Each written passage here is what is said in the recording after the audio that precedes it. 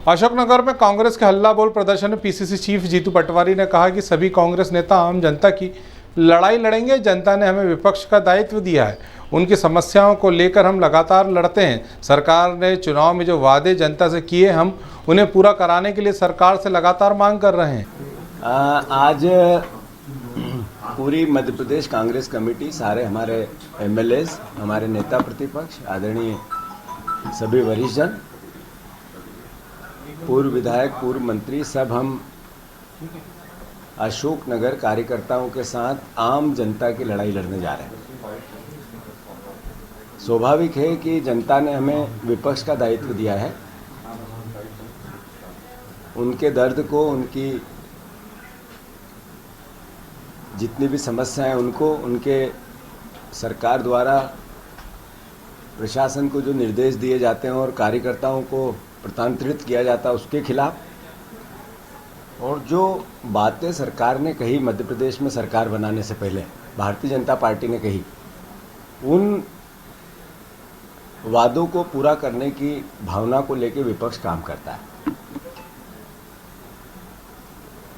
बार बार मैंने मोहन यादव जी से कई बार कहा, जब पहली बार सदन में नेता प्रतिपक्ष का भाषण हुआ तो उन्होंने उसमें भी इसी भावना को व्यक्त किया कि हम सकारात्मक विपक्ष की भूमिका निभाना चाहते हैं। अगर हम सकारात्मक विपक्ष की भूमिका निभाना चाहते हैं तो सरकार का स्वाभाविक है कि समस्याओं पे, पीड़ाओं पे, लोगों के दर्द पे, एसटी/एससी के साथियों के अत्याचार पे और ओबीसी के परिवार के साथियों के हक और अधिकार की लड़ाई लड़ेंगे।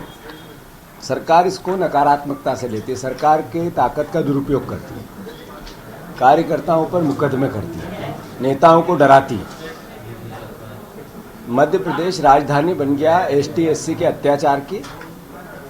मुख्यमंत्री भारतीय जनता पार्टी, जो कमलनाथ जी ने ओबीसी का आरक्षण दिया, उसको कहते हैं 4 लाइन पर्ची पे लिखकर कोई कानून बनता है क्या? मुख्यमंत्री की अपरिपक्वता को बताता है।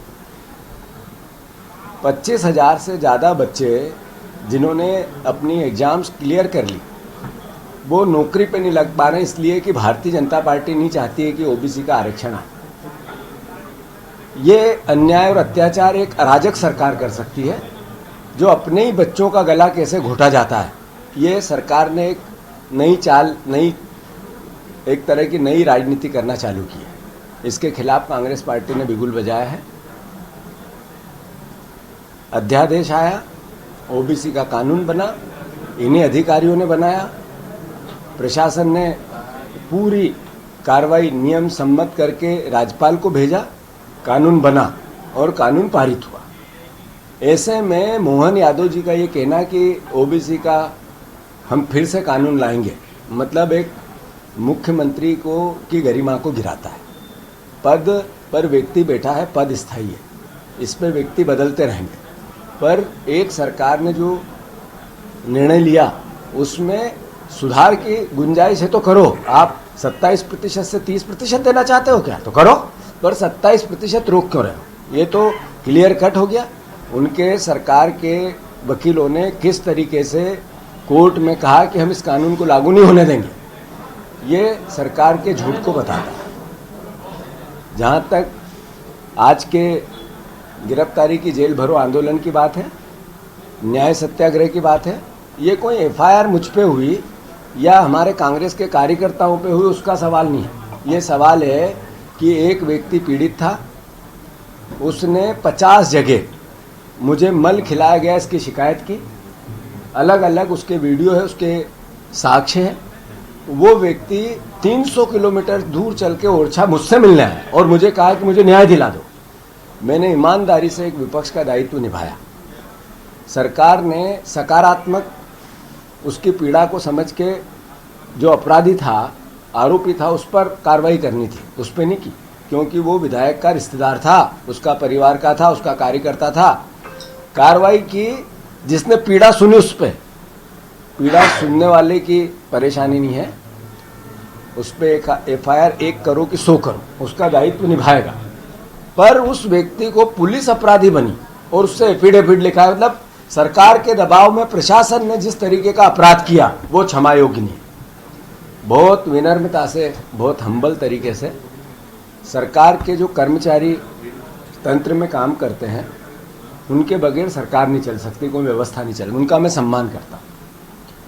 और जो कलेक्टर बने रहना चाहता है, प्रयास चूँकि उसने यूपीएससी की है, क्लियर की, मेहनत की, और वो एक ज़िले को सजाना और संवारना चाहता है, प्रशासन सुधारना चाहता है, उसको मत होता है कि मैं ज़िले का कलेक्टर रहूँ, उसकी अपेक्षा नियम सम्मत है, हम उसका सम्मान करते हैं। पर कलेक्टर रहने के लिए सरकार का पालतू तोता बन जाऊँ ये नहीं होगा। एसपी बनने के लिए सरकार के विचारधारा के हिसाब से मैं विधायकों की रोज़ ड्यूटी करने लग जाऊँ ये नहीं होगा।